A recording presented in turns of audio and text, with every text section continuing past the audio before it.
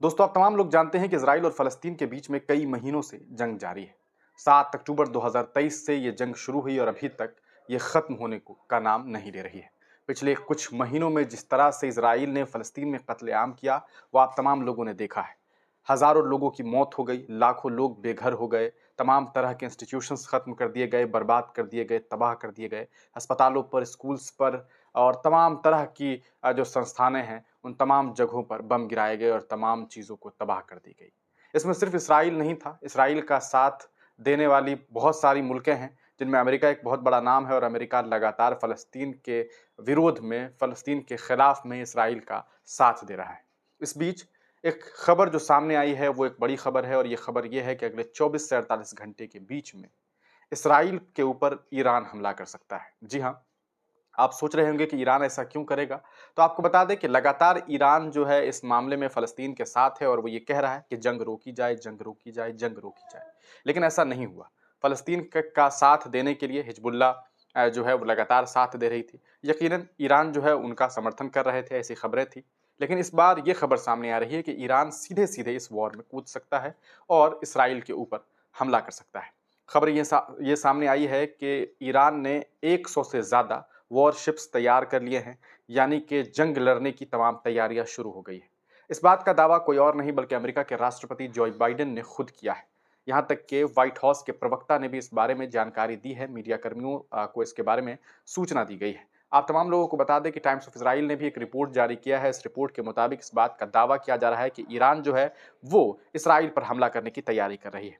इधर अमेरिका ने ईरान को इस बात की नसीहत दी है कि आप ऐसा ना करें, अगर आप ऐसा करेंगे तो हम पूरी तरीके से इसराइल के साथ खड़े हैं, जो कि आम तमाम लोगों को इस बारे में जानकारी है कि ऐसा अगर होता है तो यकीनन इसराइल के साथ जो है वो अमेरिका खड़ी रहेगी। अब सबसे बड़ा सवाल ये उठता है कि आखिर अगर ये जंग शुरू होती है और ईरान इस जंग में कूदता है तो क्या ये जंग सिर्फ और सिर्फ दो मुल्कों के बीच में रहेगा?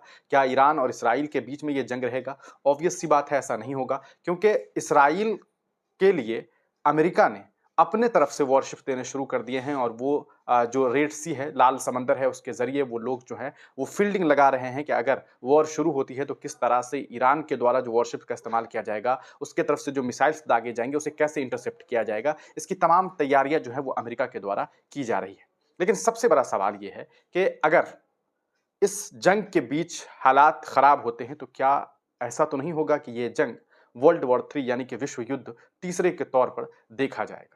यकीनन अगर ऐसा होता है तो ग्लोबल वर्ल्ड में पूरी तरीके से इसका असर पड़ने वाला है। महँगाई बहुत ज़्यादा बढ़ेगी, क्योंकि आप तमाम लोग जानते हैं कि पिछले कुछ महीनों में किस तरह से बड़े-बड़े शिप्स जो हैं जिस पर सामान लोड होकर के अरबों रुपए का सामान जो है लोड होकर के अलग-अलग हिस्से से अलग-अलग जगह जा रहा था। उसमें आपने देखा कि किस तरह से यमन के हुतीज़ ने जो है उस पर हमले किए। 13 से ज़्यादा शिप्स के ऊपर जो है हमला किया गया, जिससे अरबों रुपये का जो है वो नुकसान हुआ है। लगभग 20 से 24% जो पेट्रोलियम है, जो गैसेज़ हैं, उसको जो एक हिस्से से दूसरे हिस्से ले जाया जाता है, यानी कि एक कोने से दूसरे कोने पर ले जाया जाता है, उसके लिए जो जिस रास्ते का इस्तेमाल किया जाता है, वो रास्ता कोई ज़मीनी रास्ता नहीं होता, वो हवाई रास्ता नहीं होता, बल्कि समुद्र का रास्ता होता है और उस समुद्र का रास्ता जो रेड सी है, जो लाल समंदर है, उस तरफ जाने के लिए जो रास्ते का इस्तेमाल किया जाता है, वो गुज़रता है यमन के होते हुए और वहाँ पर 28 किलोमीटर का कहा जा सकता है कि समंदर है। उसी 28 किलोमीटर के ज़रिए जो है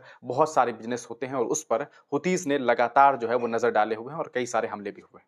आज भी ये खबर सामने आई है कि ईरान ने एक शिप पर कब्ज़ा कर लिया। पहले तो ये खबर सामने आई कि वो इसराइल का ही एक शिप था, लेकिन अब इसराइल के तरफ से ये बयान दिया गया है कि वो पोर्तुगीज़ शिप था जिसके ऊपर ईरान ने कब्ज़ा कर लिया है।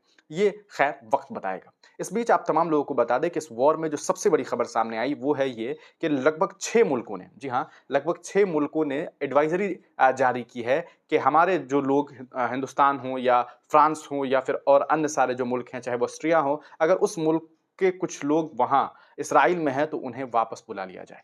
आपको जानकारी के लिए बता दूँ, लगभग ईरान में भारत के 4000 से ज़्यादा लोग रहते हैं। वहीं अगर बात करें इसराइल की, तो इसराइल में लगभग भारत के साढ़े 18,000 से ज़्यादा लोग वहाँ पर रहते हैं। ऐसे में सबसे बड़ा सवाल यह है कि जिस हिंदुस्तान ने आज ये एडवाइजरी जारी की, जिस भारत मुल्क ने, जिस भारत की होम मिनिस्ट्री ने जो है ये एडवाइस जारी की है, आखिर क्या वजह, एक्सटर्नल अफेयर ने ये एडवाइस जारी की है। सवाल ये उठता है कि आखिर उन लोगों ने ये क्यों नहीं सोचा जब आज से महीने भर पहले, महीना भी नहीं हुआ होगा, जब भारत के हजारों मजदूर को इन लोगों ने हिंदुस्तान से इसराइल भेज दिया। जब मालूम था कि इसराइल में जंग हो रही है, जब उन्हें मालूम था कि इसराइल फ़लस्तीन के बीच में मामला ठीक नहीं है, तब हमारे भारतीयों के जान को जोखिम में क्यों डाला गया? ये सबसे बड़ा सवाल है। इसके पीछे क्या वजह हो सकती है, ये सोचने का विषय है। एक तरफ देश में बेरोजगारी है, वहीं दूसरी तरफ रोजगार के लिए लोग परेशान हैं और उसकी परेशानी को यहाँ के लोगों ने इस तरह से हल करने की कोशिश की कि उन्हें ऐसे जगह पर भेज दिया जहाँ हालात ठीक नहीं है। अब देखना यह है कि भारत उन तमाम लोगों को कैसे जो है वापस ला पाती है, भारत कैसे ऐसा कर पाती है, ये सबसे बड़ा सवाल होगा। दूसरी बात, क्या ये वॉर होगा? ये भी एक बड़ा सवाल है, या फिर ये वॉर होगा नहीं, बस बातें होती रहेंगी।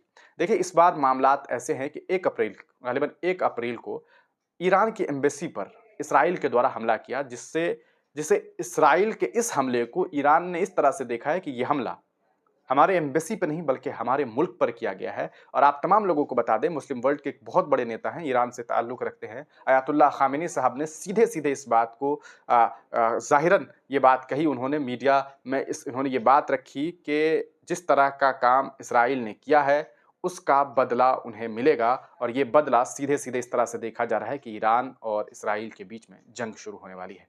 यही वजह है दोस्तों कि अमेरिका के राष्ट्रपति जो बाइडेन ने, व्हाइट हाउस के प्रवक्ता ने, उन तमाम लोगों ने ये बात कही है कि इसराइल के ऊपर ईरान अगर हमला करता है तो हम ईरान के खिलाफ उतरेंगे और इसराइल का साथ देंगे। ये बातें उनके द्वारा की गई है। ईरान की तरफ से reportedly has prepared more than 100 cruise missiles for their retaliation strike against Israel. तो ये भी एक खबर जो सामने आई है, 100 से ज़्यादा क्रूज जो है उसका इन लोगों ने इंतज़ाम कर लिया है। वहीं इस बीच एक खबर ये भी आई है, तुर्की के प्रेसिडेंट तैयब एर्दोगान ने भी बयान देते हुए ये बात कही है कि वो किसी भी तरह का एयर स्पेस का इस्तेमाल इसराइल को या अमेरिका को, खास करके अमेरिका के लिए उन्होंने कहा, अमेरिका को अपना एयर स्पेस इस्तेमाल नहीं करने देंगे ईरान के ऊपर जंग लड़ने के लिए। यानी कि एयर स्पेस आप तमाम लोग जानते हैं, इमरजेंसी लैंडिंग, वॉर के लिए जो लैंडिंग करनी होती है, एक स्पेस होता है, गवर्नमेंट का एक अपना एक स्पेस होता है जिसका इस्तेमाल इस तरह के काम में किया जाता है। तो तैयब एर्दोगान ने ये साफ-साफ यूनाइटेड स्टेट को जो है वो बात कह दी है। तो ये बड़ी खबर है। Iran is moving military assets including aircraft and cruise missiles. Iran जो है वो कहीं न कहीं पूरी तरीके से दिखाई दे रहा है कि वो वॉर की तैयारी में है। अब देखना ये है कि क्या कुछ होता है। आप तमाम लोगों से हमारी अपील है कि दुआ कीजिए कि मामला जितना शांति से हो सके इस मामले का हल निकल सके, क्योंकि जंग तो खुद ही एक मसला है। जंग से क्या मसाइल हल होंगे, और ये सबसे बड़ी बात है, क्योंकि आप तमाम लोग जानते हैं जब खून बहेगी तो हालात और भी ख़राब होते जाएँगे। लेकिन इस बीच आप तमाम लोगों ने देखा है कि किस तरह से इज़राइल ने फ़लस्तीनियों के ऊपर ज़ुल्म-सितम किए हैं। हज़ारों लोगों की मौत हो गई है, 20,000 से ज़्यादा मासूम बच्चों का कत्ल कर दिया गया है, और इससे ज़्यादा अफ़सोसजनक कुछ भी नहीं हो सकता है। आप तमाम लोग अपनी राय कमेंट सेक्शन में ज़रूर दीजिएगा। तब तक के लिए दीजिए इजाज़त, फिर मिलेंगे किसी नई वीडियो के साथ। इस चैनल पर अगर नए हैं, तो चैनल को ज़रूर सब्सक्राइब कर लीजिएगा। इस वीडियो को जहाँ तक हो सके दूसरों तक साझा कीजिए, ताकि उन तक भी हमारी आवाज़ पहुँच सके। इससे कहीं न कहीं यकीनन आप तमाम लोगों के द्वारा हमारी एक छोटी-सी मदद होगी। आप तमाम लोगों का वीडियो देखने के लिए बहुत-बहुत शुक्रिया।